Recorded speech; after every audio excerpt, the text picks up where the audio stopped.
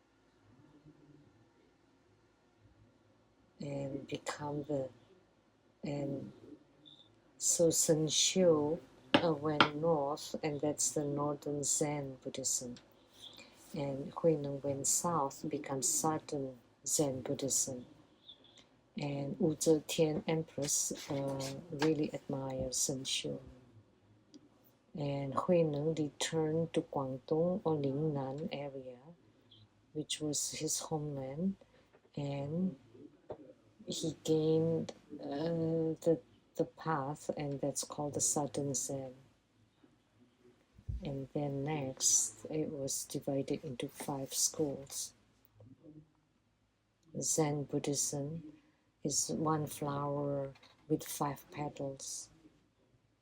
Huayan school,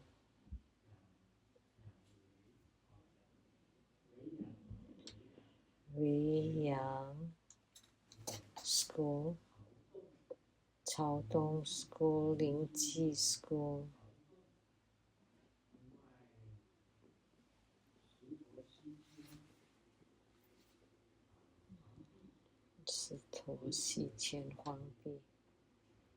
There were several lineage patriarchs that got divided into 5 schools. But now Huayan and Weiyang disappeared, and Chaodong and Lingji are more popular in Japan and Korea. Lingji is more popular there and also in Taiwan. And in Japan, I also saw the spiritual center of the Chaodong school and Lingji school. And also in Korea, the Chaodong and Lingji. So these 2 schools.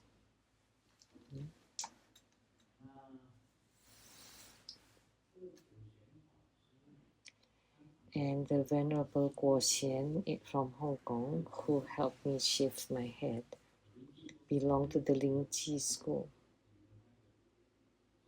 And they had several, like so Master Changzhi and Changren. Their Dharma names belonged to the Lingji school. They were the generation of Chang, and Venerable Monk Guoxian is with the Guo Dharma name. Those were the generation names of the Lingji school. That's how it was. So Northern Zen, Southern Zen, Senshu went to the north, and Wu Zetian Empress really liked him. And so the Northern Zen flourished there.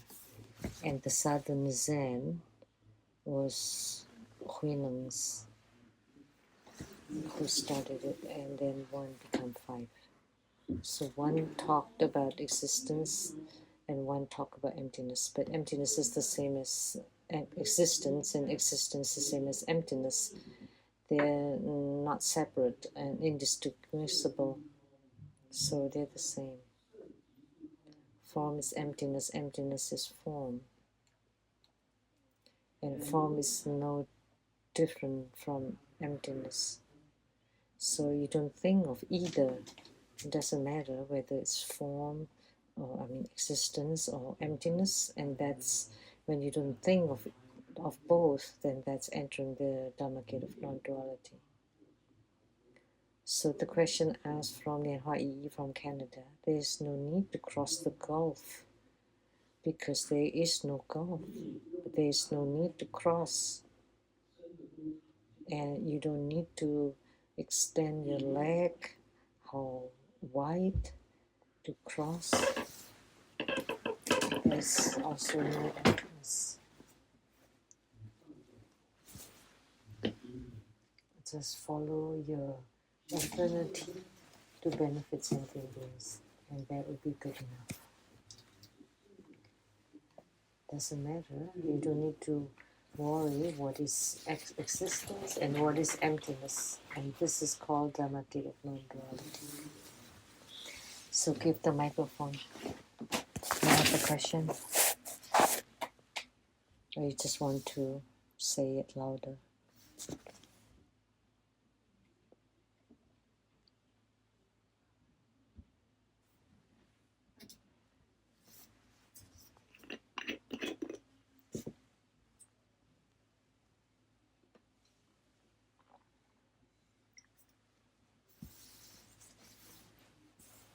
You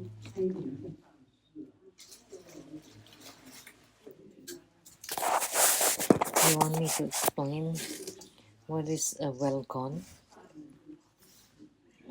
So means you die well. So just die well, that's it. But this is the epithet for a Buddha, so it must not be easy. So the best kind of a death is a Buddha, and that's called well gone or well departed. So whether you're afflicted or not afflicted, form and emptiness are no different. So can you use it in the setting? Yes, because he departed really well. That's his attainment.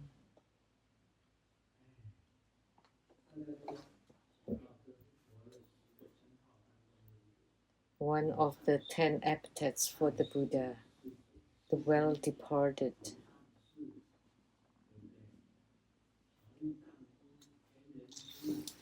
Oh, the teacher of humans and heavens, the Buddha, the benevolent one, the awakened one, and one of them is the well departed.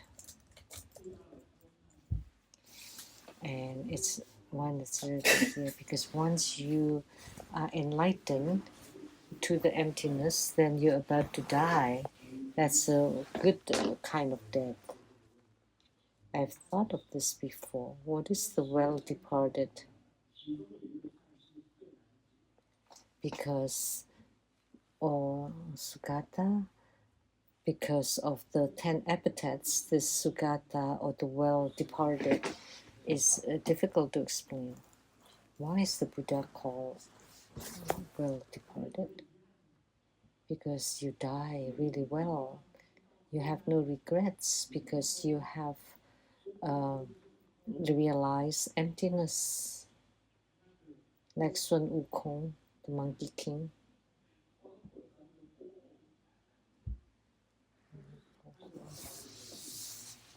So the Monkey King's Dharma name is enlightened to emptiness, and Wu Jing is enlightened to the purity, and then enlightened to the ability. These are characters in the journey to the West.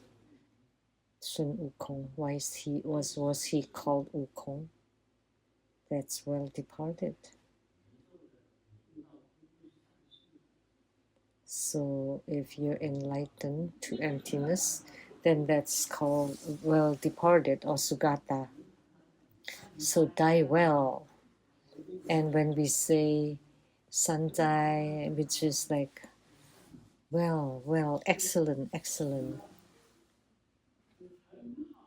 So a good death,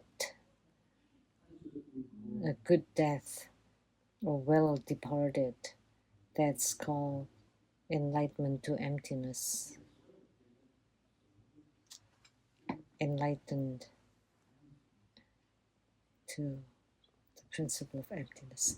So that's why I feel it's okay. It's no big deal. Nothing. Living in this world, in the future, it's best that we don't encounter apocalypse or catastrophe, because if we do, immediately we're all gone. Look at the dinosaurs, they're huge, and some of them are very ferocious, and some can fly. There are many species, many types, many subgroups. And I also have dinosaur egg at home, and every day I would join my palms to it. It's huge. Very rare to see such a huge dinosaur egg. And then when a little dinosaur hatches, someone gave it to me. They didn't have anything better to give than the dinosaur's egg. Dinosaur egg. Human life is a very strange thing. Living in this world,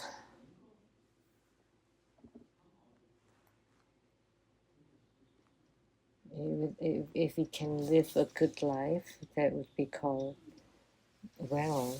If you can die well, that's called well departed.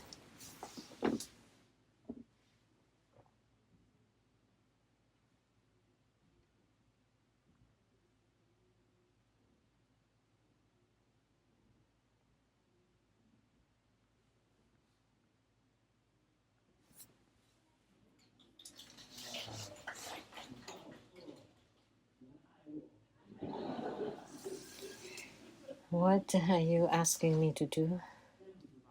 You're trying to hurt me, harm me? Padma Kumara is truly great. He's at the Mahatrin Lotus Ponds. He's also Amitabha Buddha's emanation, and Amitabha Buddha is great. He's truly great. And in Tantric Buddhism, we also have Hevajra, and his hands are holding something. On his hands, there are kapalas, like bowls, and in them, two of them contain the sun and the moon.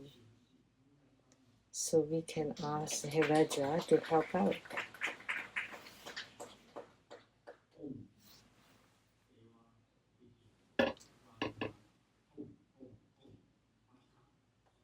The mantra of Hevajra.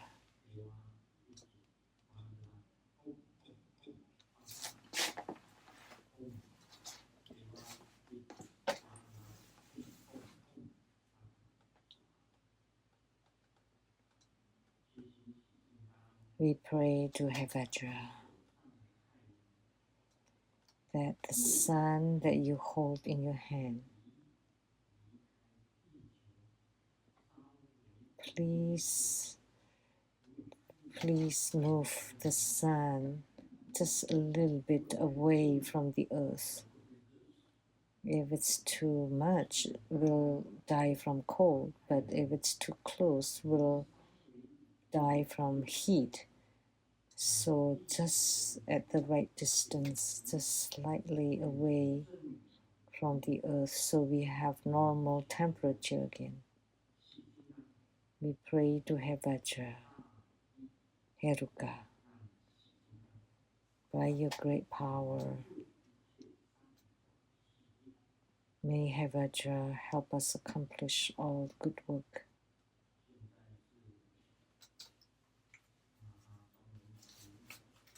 Now, Maha Twin Lotus Ponds, Padma Kumara,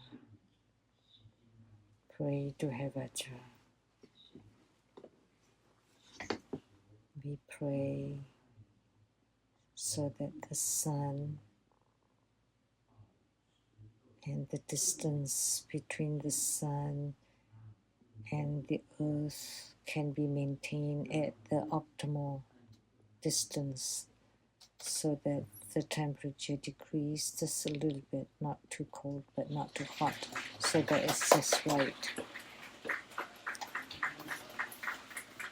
Okay, so I have prayed on your behalf.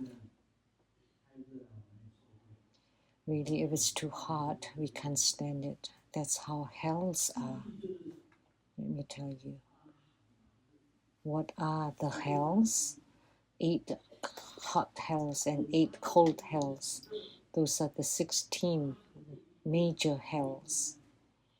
8 of them are very hot, 8 of them are very cold, freezing cold. So when you fall into the hells, you wouldn't be able to bear it. And now it's like 37, 36, we can't bear it anymore. Taiwan 37 and Shanghai 40 degrees Celsius. And someone told me that at the Durufan, the volcano there is 70 degrees.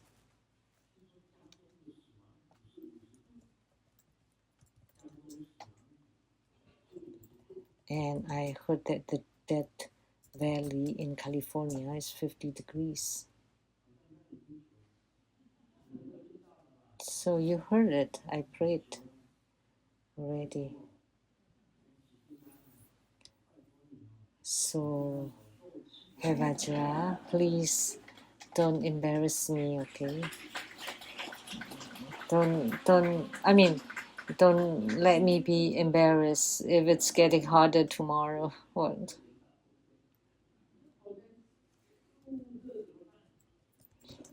Then we'll just postpone it to the day after and the day after.